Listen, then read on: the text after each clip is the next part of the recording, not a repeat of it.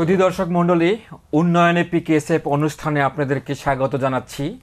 প্রতি পর্বে আমরা পল্লী কর্মসহায়ক ফাউন্ডেশন এবং এর সহযোগী সংস্থাসমূহ কর্তৃক পরিচালিত কার্যক্রম সম্পর্কে আলোচনা করে থাকি। আজ আমরা আলোচনা করব পিকেএসএফ এর সহযোগিতায় কিভাবে আগরবাতি তৈরি করে অভাবগ্রস্ত নারীরা স্বাবলম্বী হচ্ছেন সে সম্পর্কে। আর এই আলোচনায় স্টুডিওতে আমাদের সাথে উপস্থিত রয়েছেন পিকেএসএফ এর সহযোগী সংস্থা পপির নির্বাহী পরিচালক জনাব মোর্শেদ আলম সরকার, এবং আমাদের সাথে আরও উপস্থিত রয়েছে পদক্ষেপ মানবিক উন্নয়ন কেন্দ্রের নির্বাহী পরিচালক জনাব ইকবাল আহমেদ। আপনাদের উভয়কেই স্টুডিওতে স্বাগত জানাচ্ছি। আগরবাতি হলো কাঠিতে মশলা মাখা সুগন্ধিযুক্ত এক ধরনের বাতি। আগরবাতিতে আগুন জ্বালালে তা ধীরে ধীরে পুড়ে চারপাশে সুগন্ধ ছড়ায়। ইতিহাস থেকে জানা যায় অতীতে আগরবাতির ব্যবহার হতো মনোমুগ্ধকর সুবাস ও ঔষধি উপকরণ হিসাবে। আজও আগরবাতির চাহিদা প্রায় সারা বছরই থাকে। বিভিন্ন উপাসনালয়ে পূজা বা মিলাদে আগরবাতির ব্যবহার করা হয়।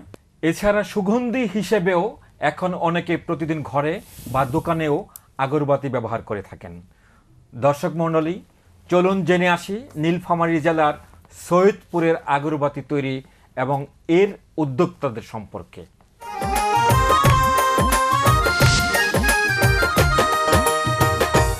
ধর্মীয় অনুষ্ঠানে আগরবাতির বহুল ব্যবহার পরিলক্ষিত হয়। আমাদের দেশে আগরবাতির চাহিদা কম বেশি সারা বছরই রয়েছে। আগরবাতির বাজারজাতকরণ রাজধানী ঢাকা থেকে হলেও আগরবাতি দেশের নানা স্থানে তৈরি হয়ে থাকে। বিশেষ করে আর্থিকভাবে অনগ্রসর অঞ্চলের নারীরা আগরবাতি তৈরির কাজ করে থাকে। এই অঞ্চলের বেশিরভাগ নারী আগরবাতি তৈরিতে দক্ষ না হওয়ায় মজুরির দিক থেকে বৈষম্যের শিকার হচ্ছিল। পিকেএসএফ তাদের সহযোগী সংস্থা কর্তৃক বাস্তবায়িত প্রাইম কার্যক্রমের আওতায় নীলফামারী জেলার সৈয়দপুর উপজেলার ফকিরপাড়া গ্রামের আগরবাতি প্রস্তুতকারী নারীদের সহায়তা করে আসছে। তারা যে কাজগুলো করে, তাদের যে মালগুলো তারা আগে সৈয়দপুরে দিত, অল্প টাকায় দিত, তারা 3-4 টাকা দিয়ে দিত। কিন্তু এখন তাদেরকে আমরা একটা মার্কেটিং লিঙ্কের ব্যবস্থা করে দিয়েছি ঢাকার সঙ্গে। সেখানে তারা এখন প্রতি 1009 টাকা হিসেবে দিতে পারতেছে।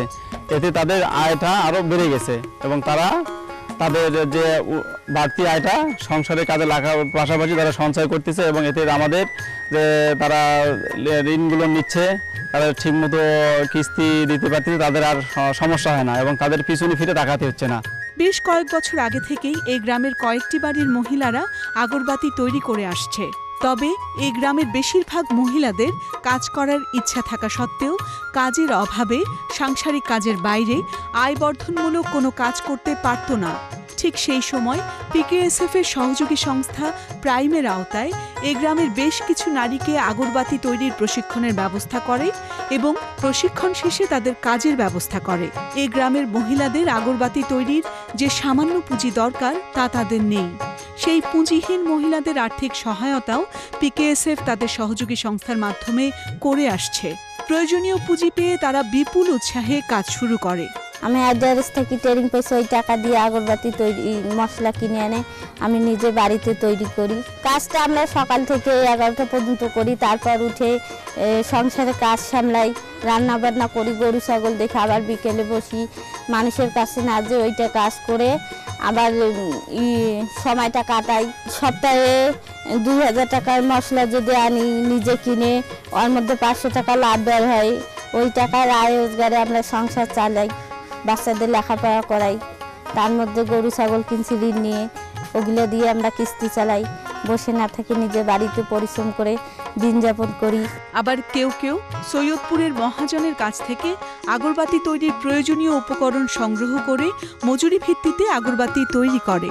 সৈয়দপুরের মহাজনের কাছ থেকে আগরবাতি তৈরির কাজ প্রাপ্তি বা তাদের নিজেদের পুঁজিতে তৈরি আগরবাতি বিক্রির ব্যবস্থাও পিকেএসএফ এর সহযোগী সংস্থাই করে চলেছে। এ মহিলাদের অনেকেই পিকেএসএফ এর সহযোগী সংস্থা থেকে আর্থিক সহায়তা নিয়ে অন্য কোনো খাতে বিনিয়োগ করে আগরবাতি তৈরির কাজ করে ঋণের কিস্তি চালাচ্ছে। আবার অনেকেই পরিবারে বাড়তি আয়ের জন্য আগরবাতি তৈরির কাজ করছে। আমি এটা বাড়িতে নিয়ে কাজ করতেছি। সংসারের যাবতীয় কাজকর্ম করার পরে আমি এটা করি।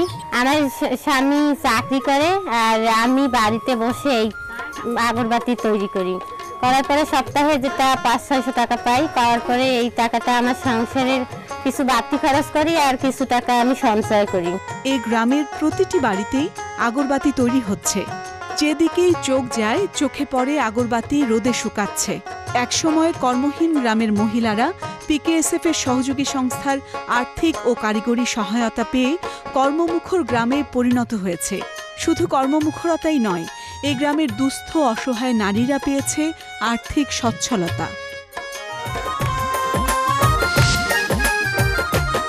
শুধু দর্শক মণ্ডলী, আগরবাতির তৈরির উপর প্রতিবেদনটি দেখলাম, যেখানে দারিদ্র বিমোচন লক্ষ্যে মঙ্গা পীড়িত এলাকায় অতি দরিদ্র জনগোষ্ঠী কর্মসংস্থান সৃষ্টি হচ্ছে এবং এর মাধ্যমে তাদের বাড়তি আয়ের সুযোগ হচ্ছে। আলোচনার পালা। ইকবাল ভাই, প্রতিবেদনে দেখলাম যে আগরবাতি তৈরি হচ্ছে নীলফামারীর একটি নিভৃত অঞ্চলে। আসলে কি এই ধরনের শিল্পটা আরও কোনো জায়গায় এটি তৈরি হচ্ছে কিনা? তো মহিলাদের একটা অল্টারনেটিভ কাজ সৃষ্টির লক্ষ্যে বিভিন্ন অফ ফার্ম অ্যাক্টিভিটিসের একটা আপনি দেখলেন যে আগরবাতি। তো এখন এই আগরবাতি সৈয়দপুরে হচ্ছে। আগে কিন্তু এটা ঢাকা কেন্দ্রিকই ছিল।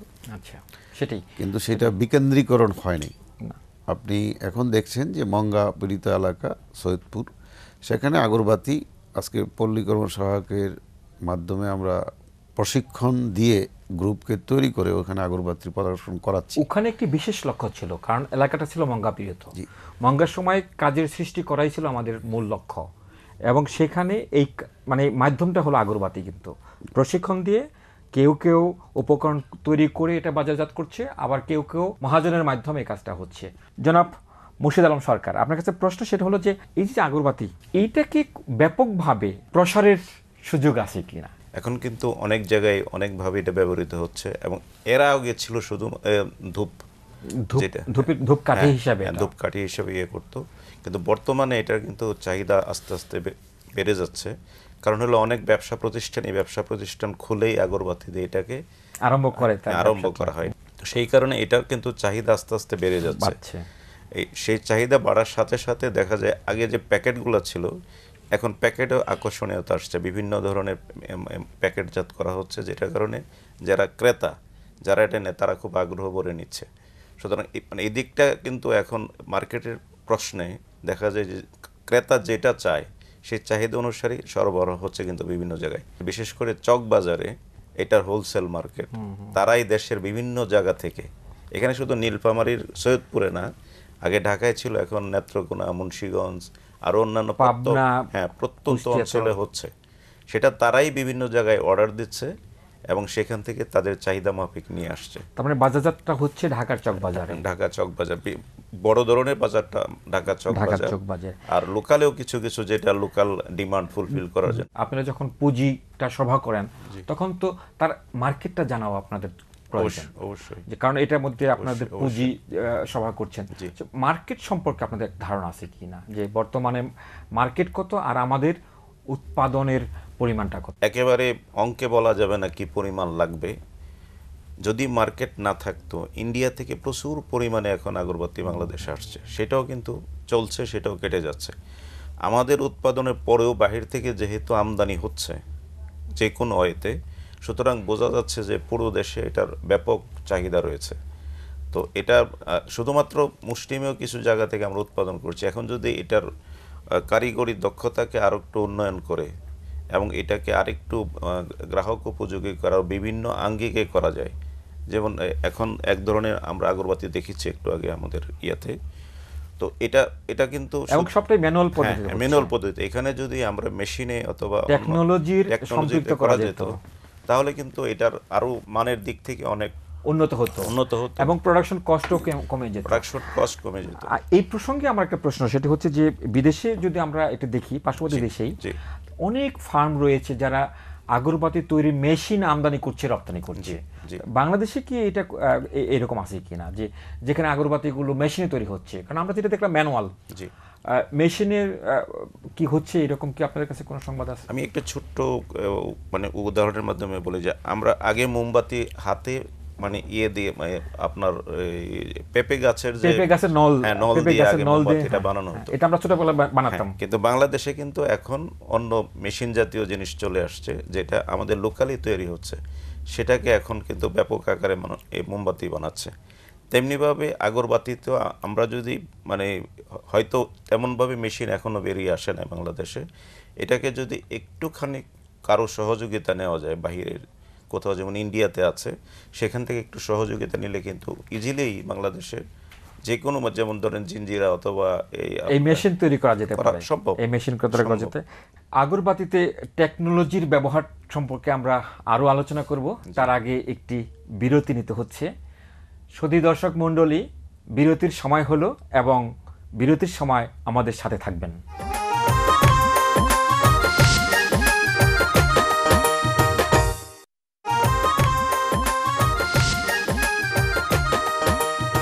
সুধী দর্শক মণ্ডলী, বিরতির সময় আমাদের সাথে থাকার জন্য ধন্যবাদ। বিরতিতে যাওয়ার পূর্বে আমরা আলোচনা করছিলাম আগরবাতি সম্পর্কে এবং এই আগরবাতি তৈরির টেকনোলজি সম্পর্কে। জনাব মুর্শিদ আলম সরকার, আপনি বলছিলেন যে এই আগরবাতি আমাদের পার্শ্ববর্তী দেশে তারা মেশিনে তৈরি করে, তা আমরা এই মেশিন কি ইম্পোর্ট করতে পারি না?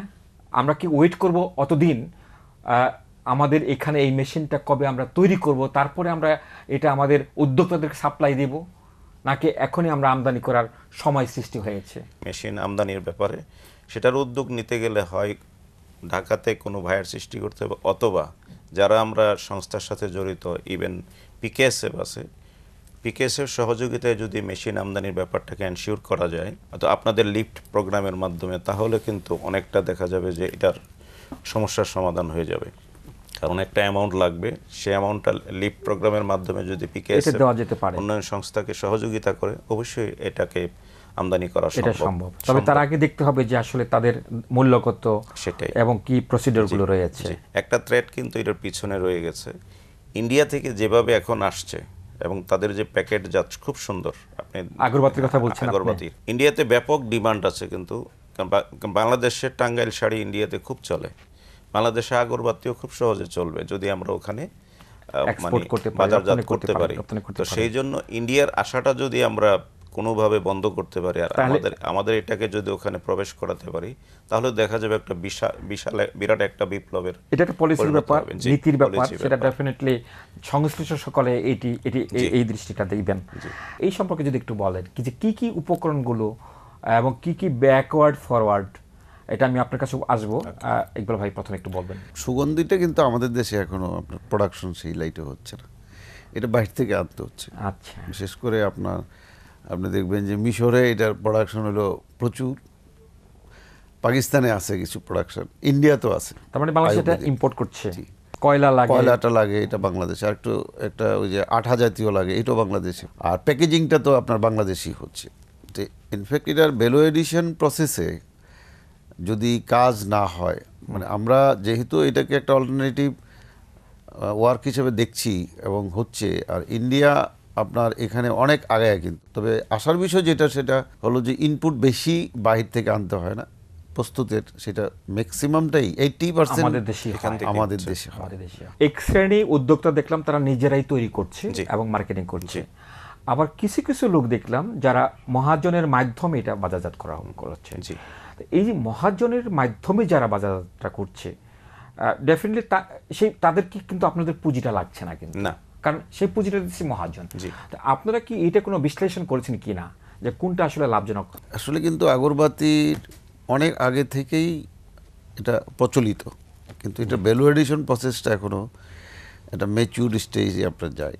ফলে এক শ্রেণীর মহাজন যারা এই জিনিসটা নিয়েই আপনার, সে হয়তো তার বিজনেস, তার ব্যবসাটা ছিল এটা, তো ওই গ্রুপটাকে এই মুহূর্তে আমরা না ভেবে আমরা লিঙ্কেজটাই ভাবি, এবং আগামী দিনে এই মহাজনরাই কিন্তু হয়তো এটাকে একটা পারফেক্ট স্টেজে নিবে, আমাদের যে ধারণা প্রমোট করার জন্য গুরুত্বপূর্ণ ভূমিকা পালন করতে পারে। এরাই কিন্তু এখনো পর্যন্ত ভাবতেছে, এখানে অন্য কোনো পৃষ্ঠপোষকতা নাই। আর তারপরেও সর্বোপরি যে আপনাদের প্রত্যেকটা প্রতিষ্ঠানের নিজস্ব লক্ষ্য রয়েছে, বাজারজাতকরণ বা ব্যবসায়ী হিসেবে আবির্ভূত হওয়ার তো কোনো সুযোগ নাই, না। সেটা নাই। হয়তো সাহায্যটা করতে পারেন যতটুকু পরিমিত সাহায্য যেটা। আপনার প্রশ্নের সামান্য একটু যদি আমি অ্যাড করি ওনার সাথে, এটা হলো যে স্বভাবতই মহাজন যারা তারা প্রফিট মেকিংয়ে বেশি জোর দেয়। আর যদি কোনো সংস্থার মাধ্যমে এটাকে বাজারজাতকরণের সুবিধা করা যায় তাহলে এখানে প্রফিটের প্রশ্ন থাকে না, এখানে থাকে তার সেবার প্রশ্ন। তো এই জায়গায় দেখা যাবে যে যারা তৈরি করছে তারা মূল্যটা ভালো পাবে এবং তাদের মুনাফাটা ভালো হবে। গ্রামের সকলেই একই ধরনের কাজে নিয়োজিত, আপনাদের দেখতে কেমন লাগে? এখানে যদি আপনি বাইরের উদাহরণে আসেন, দেখবেন তাইওয়ান বা জাপান, এরা কিন্তু ক্লাস্টার কনসেপ্টে আপনার production, one village one product, village one product. তো এখানে একটা সুবিধা হলো যে আপনি যখনই একটা গ্রামকে এই ধরনের কার্যক্রমে সম্পৃক্ত করছেন, একক পণ্যের, তখন সেখানে যে আপনার টোটাল চেইনটা যেটা ব্যাকওয়ার্ড ফরওয়ার্ড মানে প্রোডাকশনের ক্ষেত্রে এটা করা হয় সহজ। অপরদিকে আপনি যদি এটাকে মার্কেট মেকানিজমে যেটা হয় যে ক্যারিং, ধরেন আমি এই ব্যবসাটা করি কিন্তু আমি যখন একটা জায়গায় বাল্ক কোয়ান্টিটি প্রোডাকশন করাতে পাচ্ছি তখন কিন্তু আমার কস্ট কমে যাচ্ছে ওখানে। তো মার্কেটিং এবং কস্টিংয়ের ক্ষেত্রে এই কনসেপ্টটি কিন্তু আমাদের দেশে আরও অন্যান্য ইস্যুতে আসা উচিত, যেটা আমরা পিকেএসএফ সহ আমরা আলোচনা করছি যে আমরা কিভাবে প্রোডাকশন, আমরা ক্লাস্টার ভিলেজের কথা বলছি, তাই না? এইটা একটা ভালো উদাহরণ। কিন্তু আমাদের কর্ম এলাকার আওতায় কয়েকটা গ্রাম আছে, তারা শুধু ওই যে বিয়ে সরঞ্জাম যেগুলি, আচ্ছা, এই সরঞ্জামই শুধু তারা 3, 4, 5, 10 গ্রাম উৎপাদন করতেছে। ফরিদপুরে এমন গ্রামও আছে যে যেখানে ওই যে মাছ ধরার যন্ত্রগুলো তৈরি করে, গ্রাম এই তৈরি। তারপরে এখানে আছে ফ্যামিলি এন্টারপ্রাইজ, আপনি দেখবেন যে এখানে ফ্যামিলি এন্টারপ্রাইজ, শীতলপাটি পল্লী কর্মসহায়ক ফাউন্ডেশনের যে মঙ্গা নিরসনের সমন্বিত উদ্যোগ, এই কার্যক্রমটা পরিচালনা করেন পিকেসের পক্ষ থেকে আপনারা। এই যে গ্রামগুলিতে একসময় মঙ্গা ছিল, একসময় অভাব ছিল, মানুষ খেতে পারতো না, সেখানে যখন আপনারা এখন ভিজিট করছেন, গ্রামে কর্মমুখর একটা পরিবেশ সৃষ্টি হয়েছে, কর্মচাঞ্চল্য ফিরে এসেছে, সবাই এক ধরনের কাজ, সেই অনুভূতিটার কথা বলছি। আমি যখন প্রথম যে আজকে 15-16 বছর আগে ওই এলাকায়, তখন দেখা যেত যে কোনো নারীকে দেখতাম, বিশেষ করে যারা একেবারে হতদরিদ্র, একটা কাপড়ই 2 ভাগ করে পড়তো। আবার কেউ পেটিকুটটা এখানে বেঁধে পড়তো, তার ওই কাপড়ে নাই। সেই অবস্থাটা কিন্তু এখন নাই। ছিল না যে এটা শুধুমাত্র যে ভাতের অভাব ছিল অথবা খাবারের অভাব ছিল তা না, মানে ওনাদের বস্ত্রের অভাব ছিল। কিন্তু এখন ওই অবস্থাটা, আগে কচুর মোথা খেত, যেটা ওই এলাকায় কচুর মোথা বলে, এখন কিন্তু ওরা খাচ্ছে না। অ্যাকচুয়ালি মঙ্গাটা আগে যেভাবে ছিল, এখন আর মঙ্গা ওই অবস্থানে নাই। কারণ পল্লী কর্মসহায়ক ফাউন্ডেশনের সহযোগিতায় যে আমরা বিভিন্ন সংস্থাগুলো যে উদ্যোগ নিয়েছি, সেখানে ভাগ করে দেওয়া হয়েছে। হ্যাঁ, প্রত্যেকটা ইউনিয়ন ভাগ করে দেওয়া হয়েছে যে এই ইউনিয়নে আপনি কাজ করবেন, এখানে যদি কোনো লোক অনাহারে মারা যায় তাহলে তার জন্য আপনারা দায়ী হবেন। এই যে একটা দায়িত্ববোধ, আর যেভাবে সিলেকশন প্রসেসটা হয়েছে এবং প্রত্যেকটা পরিবারকে ধরে এবং সেখানে যে প্রসেসটা হয়েছে সংখ্যা ধরে যে কিভাবে তার ফ্যামিলির যে প্ল্যানটা হয়েছে, এটা চমৎকার। যেহেতু ডাটা বেজ আছে, এখন ডাটাবেজ রয়েছে, শক্ত একটা ডাটা বেজ আছে যে কোন পরিবার কোন অবস্থায় ছিল, আজকে কোন অবস্থায় আছে। তো এখানে কোনো গোজামিল দেওয়ার কিছু নাই, পরিষ্কার। তো যার পরিপ্রেক্ষিতে কিন্তু সেভাবে উদ্যোগ নেওয়ার ফলেই আজকে বিভিন্ন মানে আমরা ডকুমেন্টারিতে দেখতে পাই যে ওই এলাকার চেঞ্জটা কি আসছে, দেখতে পাই, এবং কেউ না কেউ কাজ করছে। ওখানে মেইন যেটা আমার অভিজ্ঞতা হয়েছে যে ওখানে ইনকাম ডাইভার্সিটিটা, হ্যাঁ, সেটাই চলে আসছে, সেটা ঘটানো গেছে। ইনকাম ডাইভার্সিটি কিন্তু আপনার যদি কোনো এলাকায় ঘটানো যায় বা ঘটায় ফেলতে হবে, তখন সেই এলাকায় দারিদ্রতা থাকে না।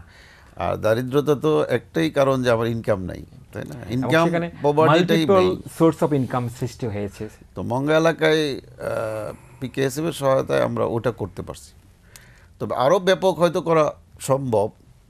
সেই এখন তো আপনারা শুধু ওই এলাকা না, এখন তো আপনাদেরকে নিয়ে যাওয়া হচ্ছে হাওড় অঞ্চলে, আপনাদেরকে নিয়ে যাওয়া হচ্ছে দক্ষিণ বাংলার বিভিন্ন যে এই যে ক্লাইমেট এফেক্টেড যে অঞ্চলগুলো। ইকবাল ভাইয়ের কথা ধরে বলা যায়, একসময় শুধু ছিল তারা কৃষির উপর নির্ভর করত, কৃষি শ্রমিক হিসেবে কাজ করত, আর যারা নারী আছে তারা রান্না বান্নায় ব্যস্ত থাকতো, আর কিছু ছিল না। একটা সময় এখানে গ্যাপ থাকতো, ওই পিরিয়ডটাই মঙ্গা পিরিয়ড বলতো, যেখানে তখন আর কোনো কাজ থাকতো না। কিন্তু এখন তো সারা বছর এসে কাজ করতে পারছে, এবং পরিবারে কেউ না কেউ সম্পৃক্ত কাজে, সবাই সম্পৃক্ত কাজে, বিভিন্ন ধরনের কাজে তারা সম্পৃক্ত। অনেক আলোচনা করার আছে, বিশেষ করে আপনাদের সাথে যখন আপনারা একেবারে প্রত্যন্ত অঞ্চলে কাজ করে যাচ্ছেন। এই সমৃদ্ধ আলোচনায় অংশগ্রহণের জন্য আপনাদেরকে ধন্যবাদ। আপনাকে ধন্যবাদ। সুধী দর্শক মণ্ডলী, কর্মসংস্থান সৃষ্টির মাধ্যমে দারিদ্র্য বিমোচনের লক্ষ্যে কাজ করে যাচ্ছে পিকেএসএফ এবং এর সহযোগী সংস্থাসমূহ। উদ্যোক্তা সৃষ্টি এবং সংশ্লিষ্ট কাজে যথাযথ পৃষ্ঠপোষকতা দিয়ে কর্মসংস্থান সৃষ্টির অনন্য উদাহরণ সৃষ্টি করেছে পিকেএসএফ এবং পিকেএসএফের সহযোগী সংস্থাসমূহ। তথ্য প্রযুক্তি, পুঁজি, প্রশিক্ষণ এবং এলাকা ভিত্তিক ম্যাপিং করে আগরবাতি শিল্পের উৎকর্ষ সাধনে সকলে এগিয়ে আসবে সে প্রত্যাশা আজকের অনুষ্ঠান শেষ করছি। আগামী অনুষ্ঠান দেখার আমন্ত্রণ রইল।